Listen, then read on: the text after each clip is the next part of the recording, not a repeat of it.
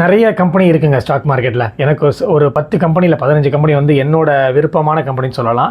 இன்வெஸ்டிங்கில் இல்லை. ஸோ ஓரளவு ஒரு என்ன சொல்கிறதுனா ஒரு ரிசல்ட்ஸு Q4 ரிசல்ட்ஸு, அவங்களோட டெக்னாலஜி வைஸு, அவங்களோட மேப்பிங் வைஸு, அது நிறைய விஷயங்கள் இருக்குது. அந்த விதத்தில் BHEL கேள்விப்பட்டிருப்பீங்க, பாரத் ஹெவி எலக்ட்ரிக்கல்ஸ் லிமிடெட். நம்ம ஊரில் பார்த்தீங்கன்னாக்கா திருச்சியில் திருவெரும்பூர் கிட்டே இருக்குது. அதே மாதிரி வேலூர் கிட்டேயும் இருக்குது, ராணிப்பேட்டை கிட்டே இருக்குதுன்னு நினைக்கிறேன். சரிங்களா? ஸோ அதை பார்த்தீங்கன்னா இன்றைக்கி நம்ம பார்க்க போகிறோம். சுவாரஸ்யமாக என்ன அப்படின்றத 1964 ஸ்டார்ட் பண்ணப்பட்ட கம்பெனி. இது வந்து ஒரு சென்ட்ரல் கவர்மெண்ட் பேஸ்டு வந்து மிகப்பெரிய ஒரு நிறுவனம் சொல்லலாம். சென்ட்ரல் கவர்மெண்ட்லேயே அவங்களோட Q4 financial year 24-25 results announce பண்ணியிருக்காங்க. அதை பற்றி பார்க்கறதுக்கு முன்னாடி அந்த கம்பெனி பற்றி பார்த்துடலாம். மொத்தம் 16 மேனுஃபேக்சரிங் யூனிட் இருக்குது. இந்தியா முழுக்க 9,000+ இன்ஜினியர்ஸ் ஒர்க் பண்ணுறாங்க.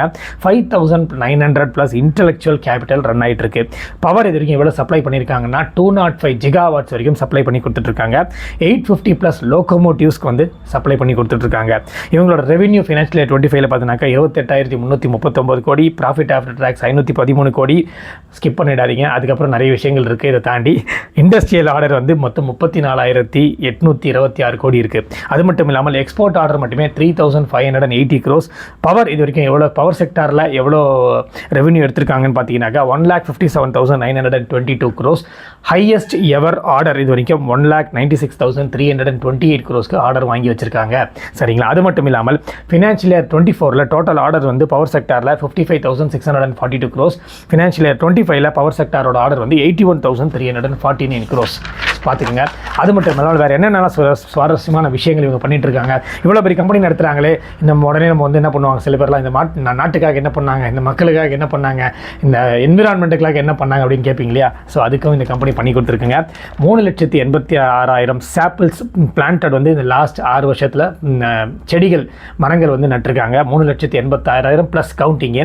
அது மட்டும் இல்லாமல் 42 மெகாவாட்ஸ் சோலார் வந்து இன்ஸ்டால் பண்ணியிருக்காங்க. ஜென்ரேட்டட் 40 மில்லியன் யூனிட்ஸ், அது மூலிமா 40 மில்லியன் யூனிட்ஸ் வந்து ஜென்ரேட் பண்ணியிருக்காங்க.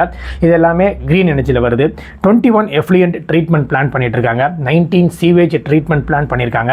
140+ ரெயின் வாட்டர் ஹார்வெஸ்டிங் பண்ணியிருக்காங்க. சிங்கிள் யூசேஜ் பிளாஸ்டிக் ஃப்ரீ டவுன்ஷிப்னு ஒன்று கிரியேட் பண்ணியிருக்காங்க.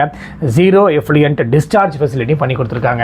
ஸோ ஒரு கம்பெனி நம்ம நடத்துகிறோம், ஏதோ வருமானம் வருது, அது வருமானத்தை பார்க்குறோம், அடுத்தது வேறு என்ன மேலே போகிறோம் அப்படின்னு இல்லாமல் சமுதாயத்துக்கு நம்ம என்ன செய்கிறோம் அப்படின்றத நிறைய கம்பெனி பண்ணிட்டு இருக்காங்க. ப்ரைவேட் கம்பெனியும் பண்ணிட்டு இருக்காங்க. இதில் பெருசாக வந்து central government company, government company, அது என்ன சென்ட்ரல் கவர்மெண்ட் கம்பெனி இந்த அளவுக்கு இனிஷியேட் பண்ணுறான்றது உண்மையிலே வந்து ஒரு ஹேட்ஸ் ஆஃப் தான் சொல்கிறேன். இந்த கம்பெனி பற்றி வேறு என்னென்னலாம் உங்களுக்கு தெரியும், மறக்காமல் கமெண்ட் செக்ஷனில் கமெண்ட் பண்ணுங்கள்.